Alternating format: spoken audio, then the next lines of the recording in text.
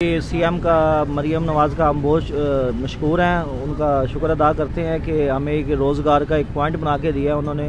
वो बहुत अच्छा डिसिप्लिन के साथ बाज़ार में बन गया ये पॉइंट। रेडियो वाले को बहुत रिस्पेक्ट दी है इन्होंने, तो अल्लाह ताला इन्हें जज़ाए खैर दे और इस काम में हमारे बरकत दे। और हमारा ये रोज़गार लग गया है, पहले हमें जगह जगह जाना पड़ता था, अब हमें एक डिसिप्लिन से बाज़ार में जगह मिल गई है। तो ये हमने अपनी आइटमें लगाई हैं फ़ास्ट फूड के लिहाज से, तो हमारा बेहतरीन रोज़गार बन गया है। जो वज़ीर आला ने बनाया रेडी बाज़ार बनाया, ये बहुत अच्छा इनका इक़दाम है।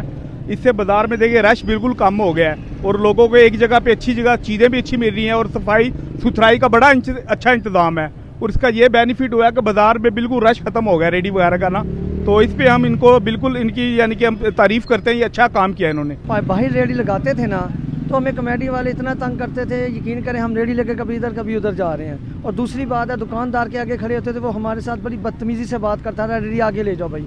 हम हुकूमत पंजाब मरियम नवाज़ साहिबा का शुक्रिया अदा करते हैं जिन्होंने हमें ये ठीक है दुकान नुमा दिए हैं और इज़्ज़त से बिठा दिया हमें।